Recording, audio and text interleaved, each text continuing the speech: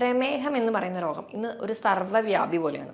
ഒരു വീട്ടിലെങ്കിലും ഒരാളെങ്കിലും ഇന്ന് പ്രമേഹ രോഗിയാണ്. അത്രയും അധികം പ്രമേഹ രോഗികൾ നമ്മുടെ നാട്ടിലുണ്ട്. നമ്മളിത് ആദ്യ സമയത്തൊന്നും തിരിച്ചറിയാതെ പോകുന്നതുകൊണ്ടാണ് ഈ രോഗികളുടെ എണ്ണം ഇങ്ങനെ കൂടിക്കൊണ്ടേയിരിക്കുന്നത്. അപ്പോൾ നമുക്ക് ഈ പ്രമേഹം തുടക്കത്തിൽ തന്നെ എന്തൊക്കെ ലക്ഷണങ്ങളാണ് ശരീരത്തിൽ കാണിക്കുന്നത്, നമുക്ക് എങ്ങനെ തിരിച്ചറിയാം എന്നൊക്കെ ഈ വീഡിയോയിലൂടെ നോക്കാം. ഞാൻ ഡോക്ടർ പ്രിയ, ക്യുവണ്ടി ഹെൽത്ത് കെയറിലെ ഹോമിയോപ്പതിക് ഫിസിഷ്യനാണ്. അപ്പോൾ എന്താണ് പ്രമേഹം എന്ന് നോക്കാം. പ്രമേഹം എന്ന് പറഞ്ഞു കഴിഞ്ഞാൽ നമ്മുടെ രക്തത്തിൽ ഗ്ലൂക്കോസിൻ്റെ അളവ് കൂടുതലായി നിൽക്കുന്ന അവസ്ഥയാണ് നമ്മൾ പ്രമേഹം എന്ന് പറയുന്നത്. അപ്പം നമ്മൾ കഴിക്കുന്ന ഊർജ്ജം അല്ലെങ്കിൽ നമ്മൾ കഴിക്കുന്ന ഭക്ഷണത്തിൽ നിന്ന് ഊർജ്ജം അത് ഗ്ലൂക്കോസിൻ്റെ ഫോമിലാണ് നമ്മുടെ ശരീരത്തിലൂടെ സഞ്ചരിക്കുന്നത്. അപ്പോൾ ഈ ഒരു ഗ്ലൂക്കോസിൻ്റെ ലെവൽ നമ്മുടെ രക്തത്തിൽ കൂടുമ്പോൾ അത് പ്രമേഹമാവുന്നു. നമ്മൾ നോക്കുകയാണെങ്കിൽ പ്രമേഹ രോഗികളുടെ എണ്ണം ദിവസം ചെല്ലുന്തോറും കൂടിക്കൊണ്ടേയിരിക്കുക. നമ്മൾ തുടക്കത്തിലൊന്നും തിരിച്ചറിയാതെ തന്നെ പോവുകയും നമുക്ക് പല പല കോംപ്ലിക്കേഷനിലോട് എത്തുമ്പോഴായിരിക്കും നമ്മൾ തിരിച്ചറിയുന്നത്. ചിലപ്പോൾ നമുക്ക് എങ്ങനെയെങ്കിലും ഒരു കാലിലോ അല്ലെങ്കിൽ നമ്മുടെ വിരലുകൾക്കൊക്കെ ഇങ്ങനെ മുറിവ് വന്നിട്ടുണ്ടെങ്കിൽ അത് ഉണങ്ങാതിരിക്കുക, അല്ലെങ്കിൽ പഴുക്കാൻ തുടങ്ങുന്ന സമയത്ത്, അല്ലെങ്കിൽ ചിലപ്പോൾ കാലിന് ചെറിയ തരിപ്പ് വരിക, കണ്ണിന് ചെറിയ മൂടലോ മങ്ങലൊക്കെ വരുന്ന സമയത്ത് നമ്മൾ ഡോക്ടറെ അടുത്ത് പോകുന്നു. ആദ്യം ഒരു ഡോസ് മരുന്നിലൊന്നും വലിയ മാറ്റം കാണിക്കാതെ വരുമ്പോൾ ഡോക്ടർമാരോ അല്ലെങ്കിൽ നമ്മൾ തന്നെ ഒരു സംശയം പറയാറുണ്ട്, എന്താ പ്രമേഹം ഉണ്ടോ എന്നൊരു ഡൗട്ട് ഉണ്ട്, അപ്പോൾ നമ്മളൊന്ന് ബ്ലഡ് ടെസ്റ്റ് ചെയ്യുക, അല്ലെങ്കിൽ HbA1c FBS ഒക്കെ ഒന്ന് നോക്കിയിട്ട് വരാൻ പറയാറുണ്ട്. അപ്പോഴാണ് പലപ്പോഴും പല ആൾക്കാരും ഈ ഒരു പ്രമേഹ രോഗമുണ്ടെന്ന് തന്നെ തിരിച്ചറിയുന്നത്. ഈ പ്രമേഹം എങ്ങനെയാണ് ഉണ്ടാകുന്നതെന്ന് നമുക്ക് നോക്കാം. നമ്മൾ കഴിക്കുന്ന ഭക്ഷണം നമുക്ക് ഗ്ലൂക്കോസ് എന്ന ഫോമിൽ നമ്മുടെ ശരീരത്തിൽ എത്തുന്നു. ഈ ഗ്ലൂക്കോസിനെ നമ്മുടെ ശരീരത്തിൽ ഉണ്ടാക്കുന്ന ഒരു ഹോർമോണാണ്, നമ്മുടെ പാൻക്രിയാസിൽ നിന്ന് ഉണ്ടാക്കുന്ന ഒരു ഹോർമോണാണ് ഇൻസുലിൻ എന്ന് പറയുന്നത്. ഈ ഇൻസുലിൻ രക്തത്തിലെത്തിയ ഗ്ലൂക്കോസിനെ വലിച്ച് നമ്മുടെ ശരീരത്തിലെ ഓരോ കോശങ്ങളിലോട്ട് എത്തിക്കും. കോശങ്ങളുടെ അവിടെ ചെന്ന് ആ ഒരു വാതിൽ തുറന്ന് ഉള്ളിലേക്ക് കിടക്കാൻ വേണ്ടി അവരെ സഹായിക്കുന്നവരാണ് ഇൻസുലിൻ റിസപ്റ്റേഴ്സ് എന്ന് പറയും. ഈ ഇൻസുലിൻ റിസപ്റ്റേഴ്സ് വന്നിട്ട് അകത്തേക്ക് കൊണ്ടുപോകും ഈ ഇൻസുലിനെയും ഗ്ലൂക്കോസിനെയും ചേർന്ന്.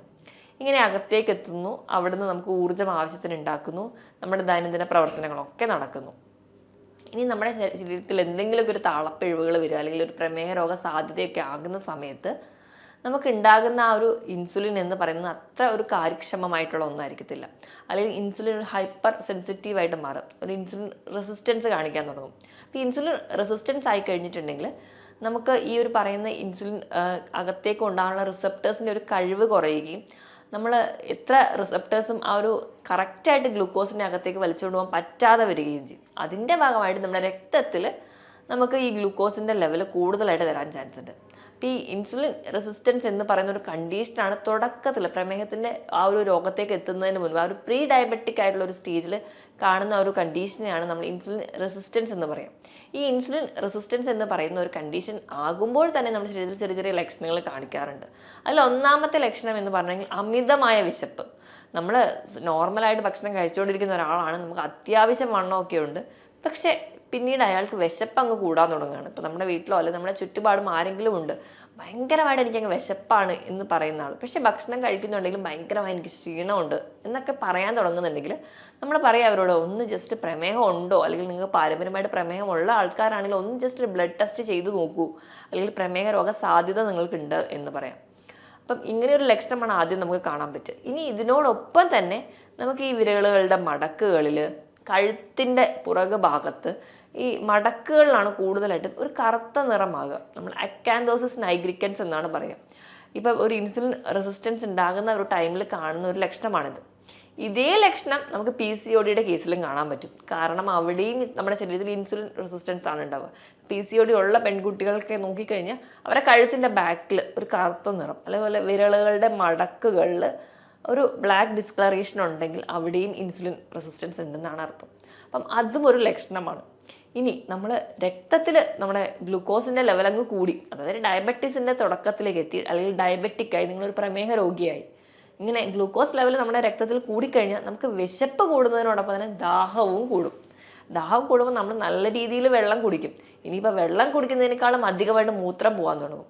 അങ്ങനെ ഇടയ്ക്കിടയ്ക്ക് മൂത്രം ഒഴിക്കണം എന്നുള്ളൊരു തോന്നൽ. അപ്പം നമ്മൾ ഈ ഒരു 3 ടേമാണ് നമ്മൾ ഏറ്റവും അധികമായിട്ട് പറയുക: പോളിഡിപ്സിയ, പോളിഫാജിയ, പോളിയൂറിയ. പോളിഡിപ്സിയ എന്ന് പറയുമ്പോൾ നല്ലപോലെ വെള്ളം കുടിക്കുക, പോളിഫാജിയ എന്ന് പറഞ്ഞാൽ നല്ലപോലെ വിശപ്പ്, പോളിയൂറിയ എന്ന് പറഞ്ഞാൽ അധികമായിട്ട് മൂത്രം ഒഴിക്കാൻ പോവുക. 1 മണിക്കൂറിൽ തന്നെ 2 തവണ കൂടുതൽ മൂത്രം ഒഴിക്കാൻ പോകുന്നുണ്ടെങ്കിൽ നിങ്ങൾക്ക് ഒരു പ്രമേഹ രോഗ സാധ്യതയൊക്കെ ഉണ്ട്. അപ്പോൾ ഈ 3 ലക്ഷണങ്ങൾ ഉണ്ടെങ്കിൽ, ഈ ഒരു 3 ലക്ഷണങ്ങൾ നമ്മൾ കാർഡിനൽ സിംറ്റംസ് ആയിട്ടാണ് പറയുക. ഈ ഒരു 3 ലക്ഷണങ്ങൾ ഉണ്ടെങ്കിൽ നമുക്ക് ഉറപ്പിക്കാം, അല്ലെങ്കിൽ പ്രമേഹ രോഗ സാധ്യത വളരെയധികം കൂടുതലാണ്. അപ്പോൾ ഈ ലക്ഷണങ്ങൾ ആർക്കെങ്കിലും ഉണ്ടെങ്കിൽ അത് എത്രയും പെട്ടെന്ന് നിങ്ങൾ ഒരു ഡോക്ടറെ കാണുക, അല്ലെങ്കിൽ നിങ്ങൾ തന്നെ പോയിട്ട് ഒരു ബ്ലഡ് ടെസ്റ്റ് ചെയ്ത് നോക്കുക. ബേസിക് ആയിട്ട് ഈ ഒരു FBS PPBS ഒക്കെ നമ്മൾ നോക്കുന്നതിനേക്കാൾ ഏറ്റവും നല്ലത് HbA1c ആണ്. HbA1c എന്ന് പറയുമ്പോൾ നമുക്ക് ഒരു 3 മാസത്തെ ആവറേജ് നമ്മുടെ ഗ്ലൂക്കോസ് ലെവൽ കണ്ടുപിടിക്കാൻ പറ്റും. അപ്പം ആ ഒരു ലെവൽ നമ്മൾ അധികമായി പോകുന്നുണ്ടെങ്കിൽ നമ്മൾ പ്രമേഹത്തിൻ്റെ ആ ഒരു പിടിയിലോട്ട് പോവുകയാണ് എന്നാണ് അർത്ഥം. അപ്പോൾ FBS എന്ന് പറയുമ്പോൾ ഫാസ്റ്റിങ്ങിൽ തന്നെ പോയി നോക്കുന്ന, അല്ലെങ്കിൽ വെള്ളം പോലും കുടിക്കാതെ രാവിലെ എണീറ്റ് പോയി ബ്ലഡ് ടെസ്റ്റ് ചെയ്യുമ്പോൾ നമുക്ക് കിട്ടുന്ന ഒന്നാണ് FBS. പിന്നെ PPBS എന്ന് പറഞ്ഞാൽ ഭക്ഷണം കഴിച്ച് കഴിഞ്ഞിട്ട് 2 മണിക്കൂറിന് ശേഷവും RBS റാൻഡമായിട്ട് നമ്മൾ ചെക്ക് ചെയ്യുന്ന ഒന്നാണ്. ഈ പറയുന്ന ബ്ലഡ് ടെസ്റ്റുകൾക്ക് നമുക്ക് കൂടെ ചെയ്യാവുന്നതാണ്. അപ്പോൾ ഈ ആർക്കൊക്കെയാണ് ഈ പ്രമേഹം വരാൻ ചാൻസ് ഉണ്ടാവുക? അത് നമ്മൾ അറിയാം, മിക്ക ആൾക്കാരും പറയാറുണ്ട് എനിക്ക് പാരമ്പര്യമായിട്ട് അച്ഛനും അമ്മയ്ക്കും ഒക്കെ ഷുഗർ ഉണ്ട്, അതുകൊണ്ടാണ് എനിക്ക് ഷുഗർ വന്നതെന്ന്. അപ്പം അതൊരു വാസ്തവമാണോ എന്ന് നമുക്ക് നോക്കാം. ഇപ്പം നമ്മൾ ഈ ഒരു അച്ഛനും അമ്മയ്ക്കും പ്രമേഹമുണ്ട്, അപ്പം നമുക്ക് കുറച്ച് കഴിഞ്ഞ് കഴിഞ്ഞാൽ മധുരമൊന്നും കഴിക്കാൻ പറ്റില്ല എന്ന് പറഞ്ഞ് ചെറുപ്പത്തിൽ നല്ല രീതിയിൽ അങ്ങ് മധുരം അടങ്ങിയ ഭക്ഷണങ്ങളും മധുര പലഹാരങ്ങളും പാനീയങ്ങളും ഒക്കെ കഴിക്കാൻ തുടങ്ങും. അപ്പം ധാരാളമായി ഇത് കഴിക്കുന്നതിൻ്റെ ഭാഗമായിട്ട് 30 അല്ലെങ്കിൽ ഒരു 35 വയസ്സിന് മുൻപ് തൊട്ടേ അവർക്ക് പ്രമേഹം വരാം. അപ്പോൾ പാരമ്പര്യത്തിനേക്കാളും ഏറ്റവും ഇമ്പോർട്ടൻ്റ് നമ്മുടെ ജീവിതശൈലിയാണ്. പാരമ്പര്യത്തോടൊപ്പം തന്നെ ഇങ്ങനെ തെറ്റായ ഒരു ജീവിതശൈലി കൂടി ഉണ്ടെങ്കിൽ വളരെ നേരത്തെ നമ്മൾ പ്രമേഹ രോഗിയാവും. പക്ഷേ പാരമ്പര്യമുണ്ട്, അതോടൊപ്പം നമ്മളെ കറക്റ്റ് കൺട്രോളിലാണ് നമ്മുടെ ഫുഡ് പോകുന്നതെങ്കിൽ നമുക്ക് പ്രമേഹ രോഗ സാധ്യത വളരെ കുറവാണ്. അപ്പോൾ പാരമ്പര്യത്തിനേക്കാളും ഏറ്റവും വലിയ വില്ലൻ എന്ന് പറയുന്നത് നമ്മുടെ ലൈഫ് സ്റ്റൈൽ തന്നെയാണ്. അപ്പോൾ നമ്മുടെ ലൈഫ് സ്റ്റൈൽ റെഗുലേറ്റ് ചെയ്യുകയാണെങ്കിൽ ഈ പറയുന്ന രീതിയിൽ നമുക്ക് പ്രമേഹം വരാനുള്ള ചാൻസ് വളരെ കുറവാണ്. അപ്പോൾ ഇതൊക്കെയാണ് നമുക്ക് ആദ്യ കാലഘട്ടങ്ങളിൽ നമ്മൾ ശ്രദ്ധിക്കേണ്ട കാര്യങ്ങൾ. ഇനി ഇപ്പോൾ ഒരു പ്രമേഹത്തിലേക്ക് വന്നു കഴിഞ്ഞ് കഴിഞ്ഞാൽ നമുക്ക് എന്തൊക്കെ ലക്ഷണങ്ങൾ കാണിക്കുമെന്ന് നോക്കാം. അപ്പോൾ ഏറ്റവും ആദ്യം ഞാൻ പറഞ്ഞതുപോലെ മുറിവ് ഉണങ്ങാനായിരിക്കും പാട്. നമ്മുടെ സ്കിന്നിലൊക്കെ ചിലപ്പോൾ വെറുതെ ഒരു ചൊറിച്ചിലോ അല്ലെങ്കിൽ ഒരു റാഷോ വന്നിട്ടുണ്ടെങ്കിൽ നല്ല രീതിയിൽ നമ്മളങ്ങ് ചൊറിഞ്ഞ് ചെറിയൊരു വൂണ്ട് ഉണ്ടായാൽ മതി, അത് ഉണങ്ങില്ല. അതിപ്പോഴും ഇങ്ങനെ പഴുത്തോണ്ടേയിരിക്കും. നമ്മൾ ഡോക്ടറെ അടുത്ത് പോയി എത്ര മെഡിസിൻ വെച്ചാലും എത്ര ഡ്രസ്സ് ചെയ്താൽ പോലും അത് ഉണങ്ങാതിരിക്കും. അപ്പോൾ അത് ഒരു പ്രമേഹത്തിന് ഏറ്റവും വലിയ പ്രശ്നമാണ്. നമ്മളിപ്പോൾ പറമ്പിലൊക്കെ ഇറങ്ങുന്ന സമയത്ത് കാലൊരു മുള്ളു കൊണ്ടാൽ മതി, ആ ഒരു പോയിന്റിൽ നിന്ന് അത് ഇൻഫെക്റ്റഡ് ആയിട്ട് അൾസറായിട്ട് മാറാനുള്ള ചാൻസ് വളരെ കൂടുതലാണ്. അപ്പം നമുക്കറിയാം ഈ ഡയബറ്റിസ് ഫുഡ് പോലെയുള്ള കണ്ടീഷൻസ്, കാരണം ഒരു പ്രമേഹ രോഗിക്ക് ഇങ്ങനെ ഒരു കണ്ടീഷൻ വന്നു കഴിഞ്ഞാൽ മുറിച്ച് കളയാൻ മാത്രമേ വഴിയുള്ളൂ. അപ്പോൾ അങ്ങനത്തെ ചില പ്രശ്നങ്ങൾ ഉണ്ട്. ഇനി അടുത്തൊരു കംപ്ലൈൻ്റ് ആയിട്ട് ആൾക്കാർ പലരും പറയുന്നതാണ് കണ്ണിന് കാഴ്ച കുറയുക, ഒരു മൂടലുണ്ട് അല്ലെങ്കിൽ ഒരു മങ്ങലുണ്ട്, ദൂരക്കാഴ്ച കുറയുന്നു എന്നുള്ളത്. ഇത് നമുക്ക് നമ്മുടെ കണ്ണിനെ ബാധിക്കുമ്പോൾ ഉണ്ടാകുന്ന ചേഞ്ചസ് ആണ്. ഡയബറ്റിക് റെറ്റിനോപ്പതി ആയിട്ട് വരാം. അപ്പോൾ നമുക്ക് ഇത് പോലെയുള്ള ബുദ്ധിമുട്ടുകൾ, വണ്ടി ഓടിക്കാൻ അല്ലെങ്കിൽ കുറച്ച് സന്ധ്യ കഴിഞ്ഞാൽ വണ്ടി ഓടിക്കാനുള്ളൊരു ബുദ്ധിമുട്ട് തുടങ്ങിയ പ്രശ്നങ്ങളായിട്ട് പറയാറുണ്ട്. ഇനി ഇത് കഴിഞ്ഞ് കഴിഞ്ഞാൽ അടുത്തൊരു ലക്ഷണം എന്ന് പറഞ്ഞിട്ടുണ്ടെങ്കിൽ ഭയങ്കരമായിട്ടുള്ളൊരു ക്ഷീണമാണ്. ഭക്ഷണം നല്ലപോലെ കഴിക്കുന്നുണ്ടാവും, പക്ഷെ ബോഡി വെയിറ്റ് അങ്ങ് കൂടുന്നുണ്ടാവില്ല, ആള് മെലിഞ്ഞിരിക്കുന്നതാണ്. അതോടൊപ്പം തന്നെ ഭയങ്കരമായിട്ടുള്ളൊരു ക്ഷീണം, നല്ലപോലെ ദാഹം, ഇടയ്ക്കിടയ്ക്ക് മൂത്രം ഒഴിക്കാനുള്ള തോന്നൽ. പിന്നെ പറയുന്ന ഒന്നാണ് കാലിന് പെരുപ്പ് പോലെയുള്ള പ്രശ്നം. ഡയബറ്റിക് ന്യൂറോപ്പതിയാണത്. നമ്മുടെ നാഡികളെ ബാധിക്കും. നമ്മുടെ പ്രമേഹം നമ്മുടെ നാഡികളെ ബാധിക്കുന്ന സമയത്താണ് കൂടുതൽ ആൾക്കാരും പറയാറുണ്ട് കാലിൻ്റെ എല്ലാ വിരലുകളും ഭയങ്കരമായിട്ട് തരിപ്പാണ്. ചില ആൾക്കാർ പറയുമ്പോൾ ഞാൻ വെറുതെ ജോലി ചെയ്യുമ്പോൾ ഒന്നും എനിക്ക് കുഴപ്പമുണ്ടാവില്ല, ഞാൻ വെറുതെ ഇരിക്കുമ്പോൾ ഭയങ്കരമായിട്ട് തരിപ്പാണ്, കാല് നിലത്ത് വെക്കാൻ പറ്റുന്നില്ല, കാലിൽ ഭയങ്കര പുകച്ചിലാണ്, കൈവെള്ളയിൽ പുകച്ചിലാണ്, ഇങ്ങനത്തെ പ്രശ്നങ്ങളൊക്കെ പറയാറുണ്ട്. നമ്മുടെ നാഡികളെ ബാധിക്കുന്ന ഏതൊരു കണ്ടീഷനുമാണ് നമുക്ക് തരിപ്പും പുകച്ചിലും ഒക്കെ ആയിട്ട് തോന്നുക. അപ്പോൾ അങ്ങനെ ഡയബറ്റിക് നമ്മുടെ ന്യൂറോപ്പതിയായിട്ട് നിൽക്കും. ഇനി ഇപ്പം കിഡ്നീനെ ബാധിക്കാം, അത് നെഫ്രോപ്പതിയാവും. അപ്പം നമ്മുടെ കിഡ്നിയിലൂടെ പല ബ്ലഡ് വെസൽസിലൂടെ ചെല്ലുന്ന രക്തത്തിനെ അരിച്ച് പുറത്തേക്ക് കളയുന്നത്, മൂത്രമായി പുറത്തേക്ക് കളയുന്നത് നമ്മുടെ കിഡ്നിയാണ്.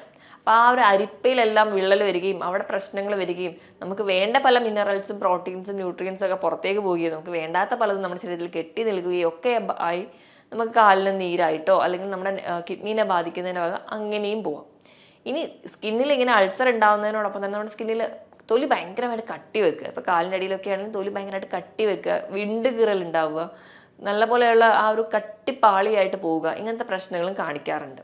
ഇതിന് പുറമെ പ്രമേഹ രോഗികളിൽ നമുക്ക് മൂത്രത്തിൽ പഴുപ്പ് ഇടയ്ക്കിടയ്ക്ക് വരുന്ന കാണാം, യൂറിനറി ട്രാക്ട് ഇൻഫെക്ഷൻ. പൊതുവെ ഈ UTI പുരുഷന്മാർക്ക് കുറവാണ്, സ്ത്രീകൾക്കാണ് കൂടുതലായിട്ടും വരാറ്. പക്ഷേ ഈ പ്രമേഹ രോഗി ആണെങ്കിൽ അത് ഇടയ്ക്കിടയ്ക്ക് വരാനുള്ള ചാൻസ് വളരെ കൂടുതലാണ്. അതുപോലെ തന്നെയാണ് നമുക്ക് ഓറൽ ത്രഷ് എന്ന് പറയാം, നമ്മുടെ വായിൽ ഇടയ്ക്കിടയ്ക്ക് പൂപ്പൽ ബാധ വരിക, ഒരു വെളുത്ത പാട പോലെ വരിക, നല്ല ചുമന്നിരിക്കുക വായ, ഭക്ഷണം ഒന്നും കഴിക്കാൻ പറ്റില്ല, തീരെ എരിവ് പോലും കഴിക്കാൻ പറ്റാത്ത രീതിയിൽ ഭയങ്കരമായിട്ട് ഭക്ഷണം കഴിക്കുന്നതിലൊക്കെ ബുദ്ധിമുട്ടായി പ്രസന്റ് ചെയ്യുന്ന ഒന്നാണ് ഓറൽ ത്രഷ്. ഇങ്ങനെ ഒരു ബുദ്ധിമുട്ട് കാണാറുണ്ട്. ഇനി സ്ത്രീകളുടെ കേസ് എടുക്കുകയാണെങ്കിൽ വജൈന അല്ലെങ്കിൽ യോനി ഭാഗത്ത് ഭയങ്കര ചൊറിച്ചിൽ വരിക, അവിടെ ഇൻഫെക്ഷൻസ് റിക്കറന്റ് ചെയ്ത് വരിക, പിന്നെ അതുപോലെ തന്നെ ലുക്കോറിയ പോലെയുള്ള ഡിസ്ചാർജുകളായിട്ട് പ്രസന്റ് ചെയ്യുക, ഇങ്ങനെയുള്ള പ്രശ്നങ്ങളും ആ ഒരു ഏരിയ ഭയങ്കര ഡ്രൈ ആയി പോവുക, ഈ പറയുന്ന ബുദ്ധിമുട്ടുകൾ സ്ത്രീകളിലും കാണിക്കാറുണ്ട്. ഇനി ഇപ്പോൾ സ്കിന്നിൽ ഇതിന് പുറമേ ആയിട്ട് ബ്ലിസ്റ്റേഴ്സ് ആയിട്ട് പ്രസൻറ്റ് ചെയ്യാറുണ്ട്. ചെറിയ ചെറിയ കുമിളകളായിട്ട് നമ്മുടെ കാലിൻ്റെ എല്ലിൻ്റെ മുകളിലും ഒക്കെ പ്രസൻറ്റ് ചെയ്യാറുണ്ട്. ആ ഒരു ഏരിയയിലുള്ള സ്കിന്ന് ഭയങ്കരമായിട്ട് കറുത്ത് പോവുക, ഈ കൈകളിലെ മടക്കിലെ പോലെ തന്നെ കാൽ ഭാഗത്തൊക്കെ സ്കിന്ന് ഭയങ്കരമായിട്ട് കറുത്ത നിറത്തിലേക്ക് മാറുക, നല്ല ഫെയർ ആയിട്ടിരുന്ന ഒരാളായിരിക്കും, പെട്ടെന്ന് തന്നെ നമ്മുടെ സ്കിന്നിലെ പിഗ്മെൻറ്റഡ് ആവുക, ഇങ്ങനത്തെയുള്ള ചേഞ്ചസും സ്കിന്നിൽ കാണിക്കാറുണ്ട്. ഇതോടൊപ്പം തന്നെ സ്കിന്നിൽ ചെറിയ ചെറിയ ടാഗായിട്ട് പ്രസൻറ്റ് ചെയ്യാം. കഴുത്തിലും അതുപോലെ തന്നെ കാലിലും കയ്യിലും ഒക്കെ ഭാഗങ്ങളിൽ ചെറിയ ചെറിയ ടാഗായിട്ട് പ്രസൻറ്റ് ചെയ്യുക. കാരണം ഒന്നും കൂടാതെ ചെറിയ റെഡ് റാഷസ് ആയിട്ട് പ്രസൻറ്റ് ചെയ്യുക. ഇങ്ങനത്തെ കുറേ ചേഞ്ചസും ഈ പ്രമേഹ രോഗികളിൽ കാണിക്കുന്ന ലക്ഷണങ്ങളാണ്. അപ്പോൾ ഈ പറഞ്ഞ ലക്ഷണങ്ങളൊക്കെയാണ് കൂടുതലും പ്രമേഹ രോഗികളിൽ കാണാറുള്ളത്. അപ്പോൾ നമ്മൾ ഈ പറഞ്ഞ രീതിയിൽ അല്ലെങ്കിൽ പ്രമേഹം വേണ്ട രീതിയിലൊന്നും നമ്മൾ ശ്രദ്ധിക്കാതെ പോകുമ്പോൾ അത് കോംപ്ലിക്കേഷൻ ഉണ്ടാവുകയും അത് മറ്റ് പല ലക്ഷണങ്ങളോടും കൊണ്ടുപോകാറുണ്ട്.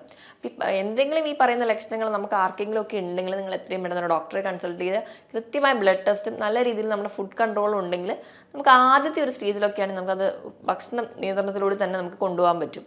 ഇനിയിപ്പോൾ ഭക്ഷണം നിയന്ത്രിക്കുന്ന സമയത്ത് നമ്മൾ അന്നജത്തിൻ്റെ അളവ് നല്ലപോലെ കുറയ്ക്കുക, നമ്മൾ കുറച്ചുകൂടെ പ്രോട്ടീൻ്റെ അളവ് കൂടുക, ധാരാളമായിട്ട് പഴവർഗ്ഗങ്ങളും പച്ചക്കറികളും കഴിക്കുക.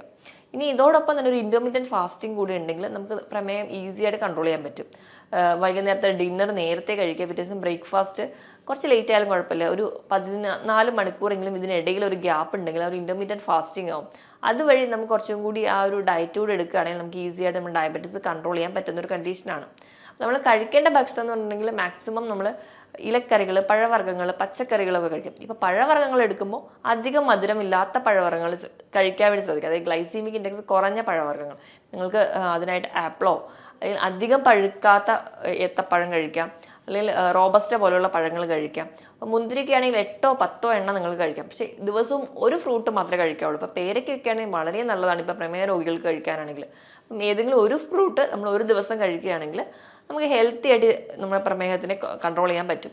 മാക്സിമം നിങ്ങൾ വെള്ള അരി ഉപയോഗിക്കുന്നവരാണെങ്കിൽ അത്, അല്ലെങ്കിൽ പോളിഷ്ഡ് ആയിട്ടുള്ള മൈദയോ അല്ലെങ്കിൽ എന്ത് ആയിക്കോട്ടെ അത് ഉപയോഗിക്കുന്നവരാണെങ്കിൽ അത് കഴിവതും കുറയ്ക്കും. അപ്പോൾ ഇനി പ്രമേഹത്തിനെ നിയന്ത്രിക്കാൻ വേണ്ടി മിക്ക ആൾക്കാരും ഡിപ്പെൻഡ് ചെയ്യുന്ന ഒന്നാണ് ഓട്സ് എന്ന് പറയുന്നത്. നമ്മൾ ഓട്സ് എടുക്കുമ്പോൾ നമ്മൾ ശ്രദ്ധിക്കേണ്ടത് പോളിഷ്ഡ് ഓട്സ് ഒഴിവാക്കുക, പകരം ഹോൾ ഗ്രെയിൻ ആയിട്ടുള്ള കുറച്ച് കട്ടിയോട് കൂടിയായിട്ടുള്ള ഒരു ഓട്സ് ഉണ്ടാവും.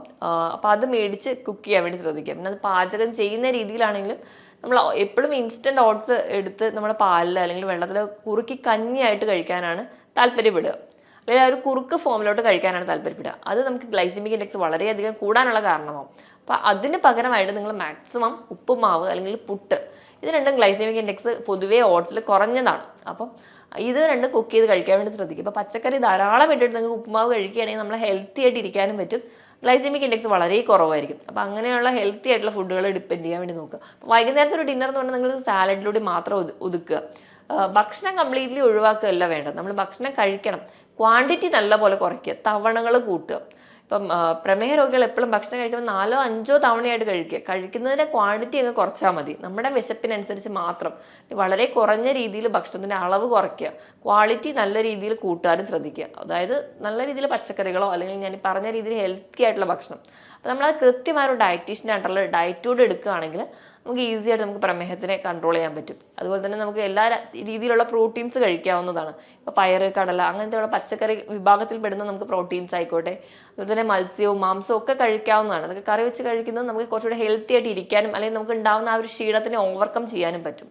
ഈ പറഞ്ഞ രീതിയിൽ തന്നെ നമ്മുടെ ഡയറ്റ് സെറ്റ് ചെയ്യുക. പിന്നെ വേണ്ടത് കൃത്യമായൊരു വ്യായാമമാണ്. നിങ്ങൾ ആഴ്ചയിൽ 5 ദിവസമെങ്കിലും നിർബന്ധമായിട്ട് എന്തെങ്കിലും ഒരു വ്യായാമം വേണം. നമ്മൾ വീട്ടിൽ ജോലി ചെയ്യുന്നുണ്ടെന്ന് ഓർത്തിട്ടോ അല്ലെങ്കിൽ നമ്മൾ മറ്റു പല ജോലികളും ചെയ്യുന്നവരാണ്, അതുകൊണ്ട് എനിക്ക് വ്യായാമത്തിൻ്റെ ആവശ്യമില്ല എന്നുള്ളൊരു തെറ്റിദ്ധാരണ മാറ്റിയിട്ട് വ്യായാമത്തിന് വേണ്ടിയിട്ട് ഒരു അരമണിക്കൂറെങ്കിലും മാറ്റി വെക്കുക. ആഴ്ചയിൽ 5 ദിവസമെങ്കിലും കൃത്യമായ വ്യായാമം വേണം. ആവശ്യത്തിന് വെള്ളവും നല്ലപോലെ തന്നെ കുടിക്കാൻ വേണ്ടി ശ്രദ്ധിക്കുക. ഇതോടൊപ്പം തന്നെ നമ്മുടെ ഉറക്കത്തിൻ്റെ പാറ്റേൺ ഒക്കെ കൃത്യമായിട്ട് ഇരിക്കുകയാണെങ്കിൽ നമുക്ക് ഈ പറയുന്ന രോഗങ്ങളൊന്നും വലിയ കോംപ്ലിക്കേഷനിലൂടെ പോവാതെ കൺട്രോൾ ചെയ്യാൻ പറ്റും. ഒരു 6 മുതൽ 7 മണിക്കൂർ വരെ നല്ല ഉറക്കം കിട്ടുകയാണെങ്കിൽ നമ്മുടെ ഹെൽത്തി ആയിട്ടിരിക്കാൻ വേണ്ടി സഹായിക്കുകയും ചെയ്യും. ഈ പറഞ്ഞ കാര്യങ്ങളൊക്കെ നിങ്ങൾ ശ്രദ്ധിക്കുക. ഇനി നിങ്ങൾക്ക് എന്തെങ്കിലും പ്രമേഹ രോഗ സാധ്യത ഉണ്ടെങ്കിലോ അല്ലെങ്കിൽ എന്തെങ്കിലും ഈ ഡൗട്ടുകൾ, ഈ പറഞ്ഞ ലക്ഷണങ്ങൾ എന്തെങ്കിലും ഡൗട്ടൊക്കെ ഉണ്ടെങ്കിൽ നിങ്ങളൊരു ഡോക്ടറുടെ കൺസൾട്ടേഷൻ എടുക്കുക. ഈ പറഞ്ഞ കാര്യത്തിൽ എന്തെങ്കിലും ഡൗട്ട് ഉണ്ടെങ്കിൽ താഴെ കാണുന്ന നമ്പറിൽ കോൺടാക്ട് ചെയ്യുക. മറ്റൊരു ഹെൽത്ത് ടോപ്പിക്കുമായിട്ട് വീണ്ടും കാണുന്നത് വരെ നന്ദി.